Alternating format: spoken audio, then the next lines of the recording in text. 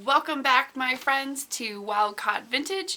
My name is Randy. I am the owner of Rockabilly Raven Vintage on Etsy.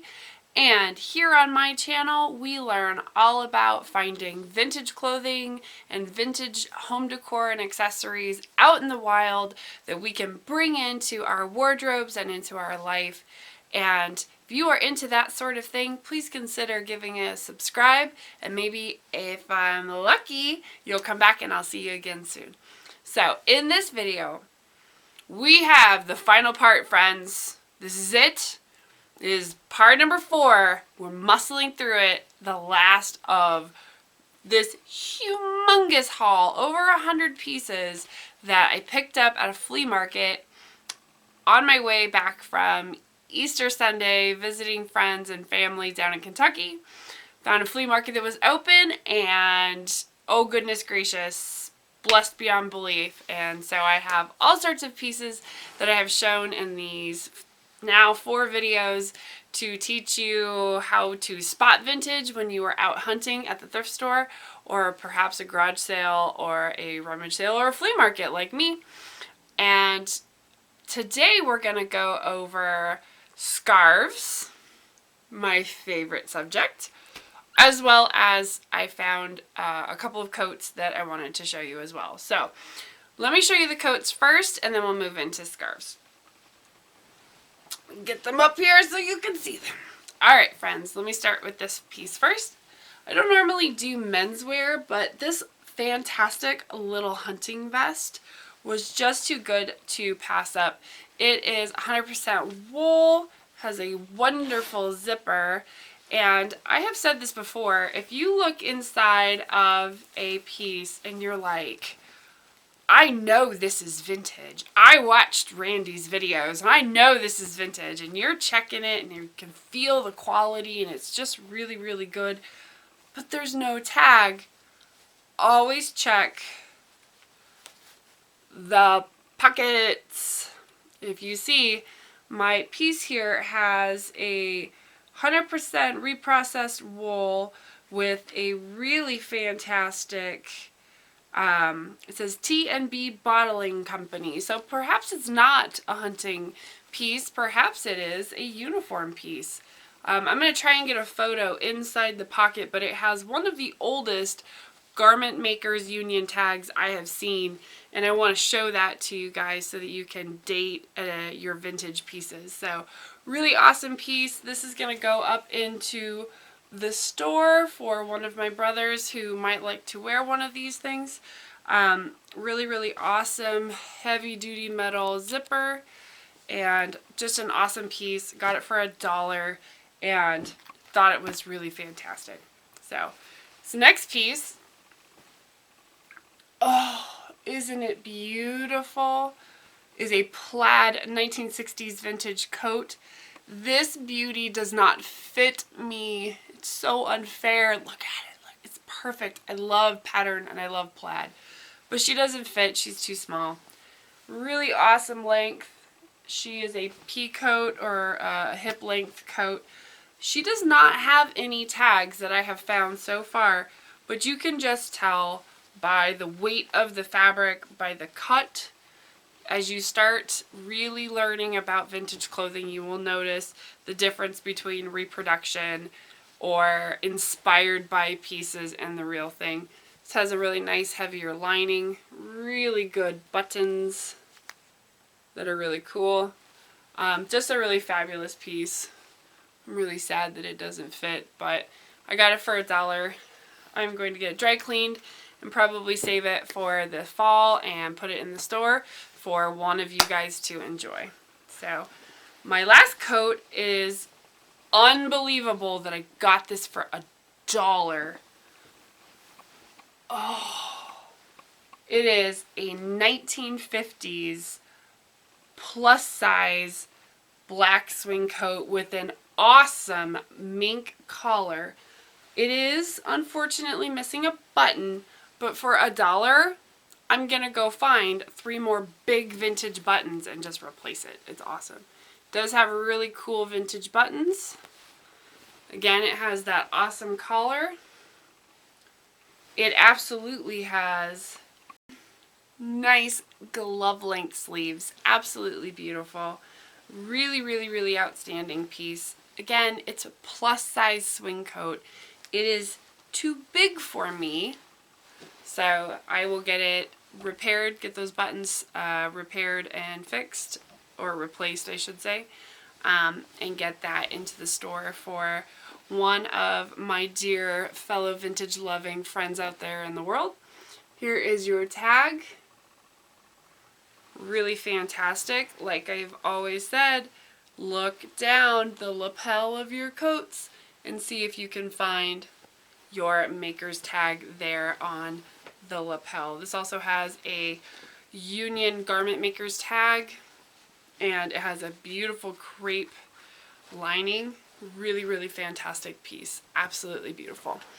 Okay, so forgive the lighting. The lighting seems a little bit weird today, but I found, sorry, I gotta grab it before it falls off my couch, an absolute stack of beautiful vintage scarves, as well as a really beautiful hat. I found this fantastic, very breakfast at Tiffany's black hat.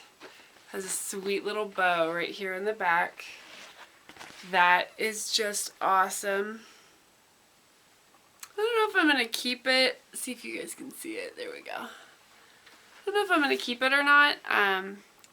Has a nice little tag. Ooh.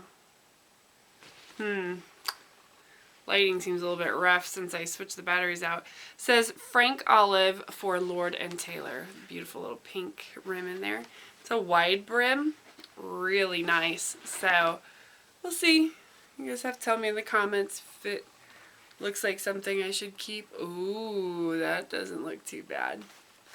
So we'll see. See how that goes. Also picked up a fantastic little wool Newsy cap or Newsboy Cap. Has a really great Scottish, I think it was a Scottish wool or Irish wool, my apologies, Irish wool tag. It was a nice color, and I picked that up. I'm going to probably give that to my son. Maybe my daughter. I'm not sure yet. So I got these absolutely fantastic, very Scandinavian 1970s looking. My husband would call them troll hats or tomte hats. My husband is from Sweden.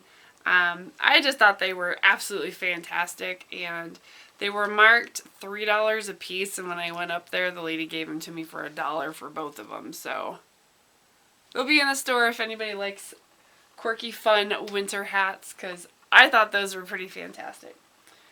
Alright, so now let's talk about scarves. I love scarves. I collect them. I wear them in my hair every single day. And it's a rare day that I find a scarf that I just squee over. But this is it. Alright, I don't know if you're going to be able to see all of it, but I'll get up here. Oh, look at it. It is a California Souvenir scarf. It's 100% silk from the probably the late 1940s, early 1950s. The reason that I say that is because Disneyland is down at the bottom. So it goes through the whole state, and as a native Californian, this will probably get framed and put into my house. I am from an area just to the north of this little place right here on the on my little scarf. I'm from Fresno County, California, and I just look at these poppies. I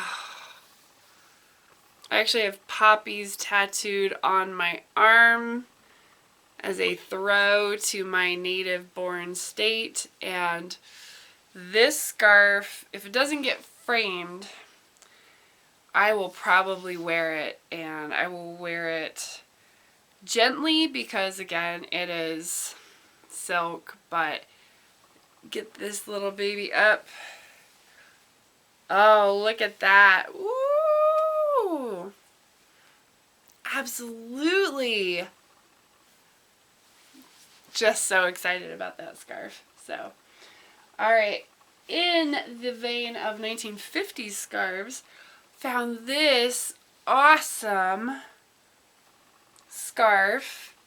Color isn't reading fantastic on the camera, but it's a beautiful watercolored scarf in the round. It's a round flower scarf. I've seen these online and I think they're so cool. It's from Sally Gee. I have absolutely seen her silk scarves before. I have never seen one that was a round, and I will probably keep this in my collection because I don't have one of these. Easily turn this into a little turban. Oh, look at that. Ooh. Hey, that's not bad for doing that without a mirror, right? So, yeah, I love, love, love that. My little California Souvenir scarf did not have any tags left on it. But from the coloring and the styling and all of the other components, I'm very positive that it is from the time period that I listed. So, one last little 1950s scarf. Just a little sheer chiffon white neck scarf that I will probably sell because I have plenty of these. It was only, I don't even know if it was 50 cents, might have been like 10 cents. It has a beautiful little hand painted design on it. Oh my gosh, the light is just terrible today. Ooh, sorry about that. Really, really pretty. And it might help if I wasn't showing it to you backwards. Oh my gosh. Anyway, nice little, sort of a, kind of like a tropical flower on there. I was trying to find, as I remembered, this has a tag. It is made in Japan and it says hand painted. So, really sweet little white 1950s scarf. I have in man's Ascot, silk Ascot scarf.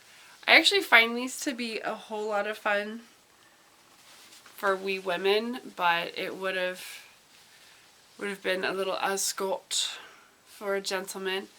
But I think they are awesome for turbans. Okay, now I'm gonna mess up because I don't have a mirror. There we go.